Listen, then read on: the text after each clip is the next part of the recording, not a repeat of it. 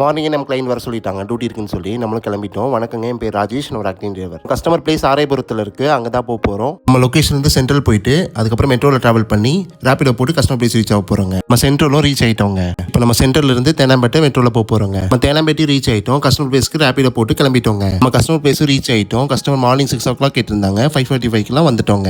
என்ன வண்டி ட்ரைவ் பண்ண போகிறோம்னு பார்த்தீங்கன்னா 2024 டொயோட்டா கேமரி தாங்க ட்ரைவ் பண்ண போகிறோம். ஒரு ஆட்டோமேட்டிக் டிரான்ஸ்மிஷன். வரும்போதே நம்ம கிளைண்ட் ரெடியாக இருந்தாங்க, பிக்கப் பண்ணிட்டு கிளம்பிட்டோங்க. மே 1 எடுத்த வீடியோ. 3 days கண்டினியூவா லீவு. அப்புறம் சித்ரா பௌர்ணமினால சரியான டிராஃபிக்காக இருந்ததுங்க. சிட்டி தாண்டுற வரைக்கும் சரியான டிராஃபிக்காக தான் இருந்தது. என்ன டியூட்டின்னு சொல்ல மறந்துட்டு சென்னை ஆரைபுரத்தில் பிக்கப் பண்ணி திண்டுக்கல்ல ஒன் வே ட்ராப் பண்ணுங்க. திண்டிவனமும் ரீச் பண்ணிட்டோம். அதுக்கப்புறம் ரோடு ஓரளவுக்கு ஃப்ரீயாக இருந்ததுங்க. விக்கிரவாண்டி ரீச் ஆகும் போதே சரியான டிராஃபிக்காக இருந்ததுங்க, ரோடு ஒர்க் நடக்கிறதுனால. பிரேக்ஃபாஸ்ட் எங்கேயுமே சாப்பிட முடியல, ஃபுல்லாக க்ரௌடாக இருந்தது எல்லா ரெஸ்டாரண்ட்லையும்.